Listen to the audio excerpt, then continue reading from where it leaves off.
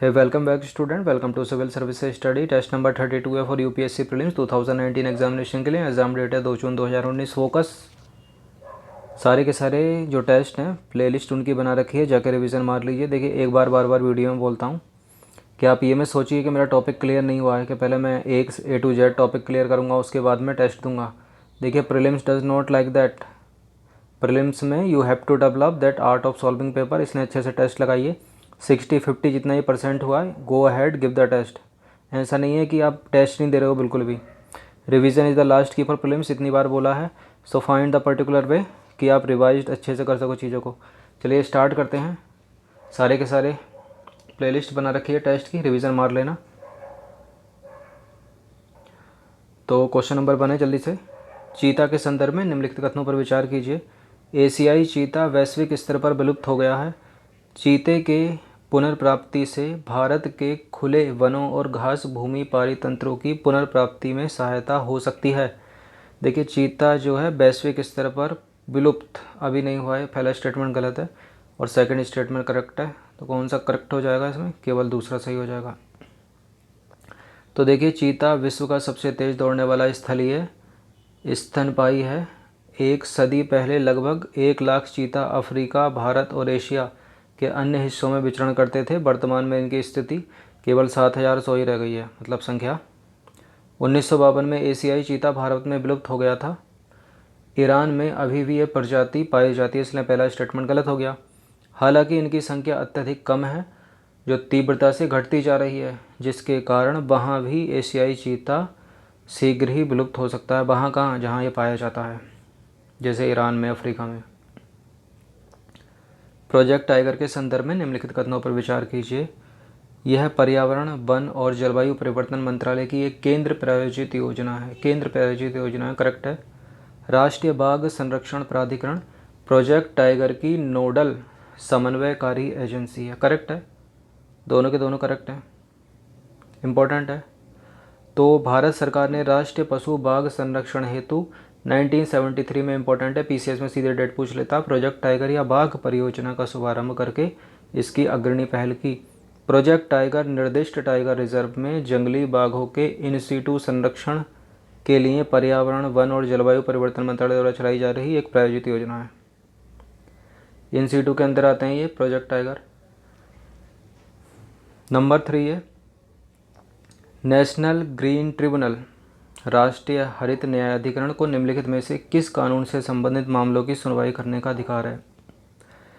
तो वन्य जीव संरक्षण अधिनियम 1972, पर्यावरण संरक्षण अधिनियम 1986, वन संरक्षण अधिनियम 1980, अनुसूचित जनजाति और अन्य पारंपरिक वनवासी अधिनियम 2006। उपर्युक्त में से कौन से कथन सत्य हैं? तो देखिए, एनजीटी के जो दायरे के अंदर आते हैं वो तो हैं पर्यावरण संरक्षण अधिनियम 1986 है और वन संरक्षण अधिनियम 1980 है। यहाँ देखिए, अनुसूचित जनजाति और अन्य पारंपरिक वनवासी अधिनियम को इसके दायरे से बाहर रखा गया, तो ये तो होगा नहीं। तो फोर्थ को एलिमिनेट कर दो, ये भी नहीं हो सकता, ये भी नहीं हो सकता। अब या तो आंसर ये है, ये है। तो इसमें भी वन्य जीव संरक्षण अधिनियम को शामिल नहीं किया गया 1972, तो ये भी गलत हो जाएगा। तो करेक्ट हो जाएगा दूसरा और तीसरा। तो देखिए, नेशनल ग्रीन ट्रिब्यूनल एनजीटी को निम्नलिखित कानून के संबंध मामलों में सुनवाई करने का अधिकार है। वो है वन्य जीव संरक्षण अधिनियम 1972, पर्यावरण संरक्षण अधिनियम 1986, वन संरक्षण अधिनियम 1980, जल प्रदूषण निवारण और नियंत्रण अधिनियम 1974, जल प्रदूषण निवारण और नियंत्रण उपकर अधिनियम 1977, वायु प्रदूषण निवारण नियंत्रण अधिनियम 1981 और सार्वजनिक दायित्व बीमा अधिनियम 1991, जैव विविधता अधिनियम 2002 भी इसके दायरे में आता है। तो 8 हो गए इनके दायरे में। अब जो नहीं आते हैं वो कौन है? वन्य जीव संरक्षण अधिनियम 1972 इसके दायरे में नहीं आता है, और अनुसूचित जनजाति और अन्य पारंपरिक वनवासी अधिनियम 2006 भी इसके दायरे में नहीं आता है। चलिए, एक हल्का सा देखिए संशोधन कर लीजिए, हल्का सा संशोधन कर लीजिए क्वेश्चन नंबर 3 में। मतलब 3 में नहीं करना, उसकी एक्सप्लेनेशन में करना है। वो करना है ये कि जो नेशनल ग्रीन ट्रिब्यूनल एनजीटी जो निम्नलिखित कानूनों के संबंध में जो अधिकार हैं उसको, तो यहाँ जो वन्य जीव संरक्षण अधिनियम है ये नहीं है इसके अंदर, ये नहीं है, बाकी ये तीनों हैं। पर्यावरण संरक्षण अधिनियम 1986 है, वन संरक्षण अधिनियम 1980 है, जल प्रदूषण निवारण नियंत्रण अधिनियम 1974 है, जल प्रदूषण निवारण नियंत्रण उपकर अधिनियम 1977 भी है, वायु प्रदूषण निवारण नियंत्रण अधिनियम 1981 भी है, सार्वजनिक दायित्व बीमा अधिनियम 1991 भी है, और जैव विविधता अधिनियम 2002 भी है। और जो इसके अंदर नहीं आते हैं वो है वन्य जीव संरक्षण अधिनियम 1972, ये नहीं आता है इसके अंदर। जो यहाँ है वन्य जीव संरक्षण अधिनियम 1972 इसके दायरे में नहीं आता है, और अनुसूचित जनजाति और अन्य पारंपरिक वनवासी अधिनियम 2006 को भी इसके दायरे से बाहर रखा गया है। नेक्स्ट प्रश्न देखते हैं। प्रायः सुर्खियों में रहने वाली मेकेदातु परियोजना निम्नलिखित में से किस नदी पर प्रस्तावित है? तो ये है कावेरी नदी पर, इंपॉर्टेंट है, याद रखिए इसको। तो कन्नड़ भाषा में मेकेदातु शब्द का जो शाब्दिक अर्थ है वो होता है बकरी या छलांग। मेकेदातु परियोजना बंगलुरु से 110 किलोमीटर की दूरी पर कनकपुरा के समीप कावेरी और अर्कावती नदी के संगम पर स्थित है। पांचवा प्रश्न, देखिए जैसे ही पांचवा प्रश्न, कोई भी प्रश्न एक प्रश्न आता है तो आपके जो ऐप में प्ले और पॉज बटन है ना उसका यूज़ कीजिए, उसके ऊपर तो आपका ही अधिपत्य है ना। प्ले कर पॉज कर लीजिए, अच्छे से क्वेश्चन को पढ़ लीजिए, फिर पॉज कर दीजिए, प्ले कर दीजिए और अपना टिक कर लीजिए, उसी के हिसाब से लगाइए 10 में से कितने सही हैं आपके।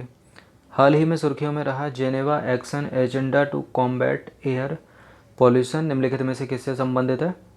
तो यह है वर्ल्ड हेल्थ ऑर्गेनाइजेशन से। किससे है? WHO से संबंधित है।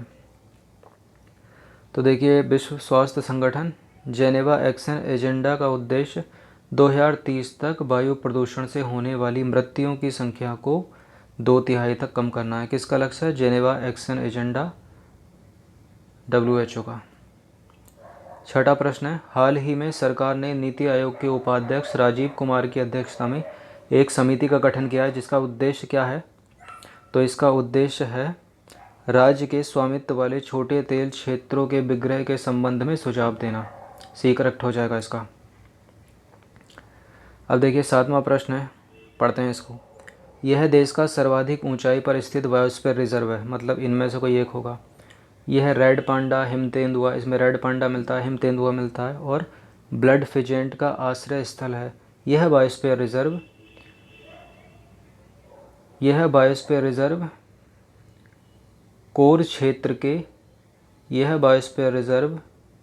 कोर क्षेत्र को समाहित करने वाला राष्ट्रीय उद्यान, यूनेस्को विश्व विरासत सूची में शामिल भारत का एकमात्र मिक्स्ड विश्व विरासत स्थल है। तो देखिए मिश्रित की जहाँ बात आ गई, मिक्स्ड की, तो वहाँ पता ही चल जाएगा कौन सा है, एक ही है। इसे हाल ही में यूनेस्को के संरक्षित जैवमंडल विश्व नेटवर्क में सम्मिलित किया गया है यूनेस्को के। तो बताइए परिच्छेद में किसकी बात की जा रही है? तो ये कंचनजंगा नेशनल पार्क है, ऑब्वियसली करेक्ट है, यही एकमात्र है जो दोनों है। ये सिक्किम का कंचनजंगा बायोस्फीयर रिजर्व देश का सर्वाधिक ऊंचाई पर स्थित बायोस्फीयर रिजर्व है। विश्व का तीसरा सर्वोच्च पर्वत शिखर जो कंचनजंगा है वो इसके भीतर अवस्थित है। इस बायोस्फीयर रिजर्व में जो पक्षियों की कम से कम 500 से अधिक प्रजातियाँ और उपप्रजातियाँ पाई जाती हैं, इसलिए इम्पोर्टेंट है। कहाँ पर है? सिक्किम में, ये भी याद रखिएगा। निम्नलिखित युग्मों पर विचार करना, एक तरफ बायोस्फीयर रिजर्व है, एक तरफ राज्य है। Dibru Saikhowa eastern most biosphere reserve है, असम का, इतनी बार बताया है। नोक्रेक मेघालय में, करेक्ट है। पंचमढ़ी कहाँ है? पंचमढ़ी छत्तीसगढ़ में थोड़ी, ये तो MP में है। पंचमढ़ी तो मध्य प्रदेश में। शेषाचलम पहाड़ियाँ ये तमिलनाडु में नहीं है, ये आंध्र प्रदेश में है। एलिमिनेट कर दो, 3 भी नहीं हो सकता, जिसमें 4 है वो भी नहीं हो सकता, तो ऑब्वियसली आंसर 1 और 2 ही होगा। तो देखिए बायोस्फीयर रिजर्व डिब्रू सैखोवा असम में, नोक्रेक मेघालय में, पंचमढ़ी मध्य प्रदेश, शेषाचलम पहाड़ियाँ आंध्र प्रदेश में। निम्नलिखित संगठनों में से कौन सा संगठन वार्षिक ग्रीन हाउस गैस बुलेटिनों का प्रकाशन करता है? तो ये करता है WMO, वर्ल्ड मेट्रोलॉजिकल ऑर्गेनाइजेशन, विश्व मौसम विज्ञान संगठन, इम्पोर्टेंट है ये। कोकोयोग घोषणा, ये एक इम्पोर्टेंट घोषणा है, किससे संबंधित है? देखिए परमाणु अप्रसार से नहीं है, ओजोन परत के अवक्षय से नहीं है, वन्य जीव संरक्षण से नहीं है, यह है सस्टेनेबल डेवलपमेंट से। सस्टेनेबल डेवलपमेंट से संबंधित है। अमनेस्टी इंटरनेशनल भी बहुत पूछा जाता था यूपीएससी में। और यहाँ कोकोयो घोषणा, याद रखिए इसको, सतत विकास से है ये, तो सतत विकास से है।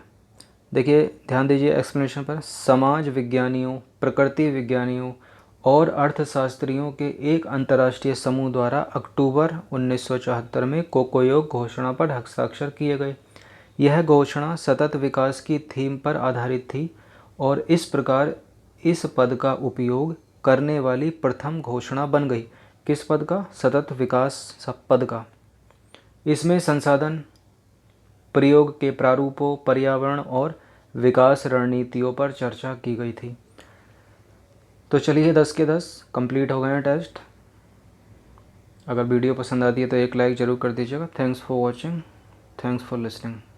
प्लेलिस्ट बना रखिए, जल्दी से रिवीजन मार लीजिए, सबका इम्पोर्टेंट है सब कुछ।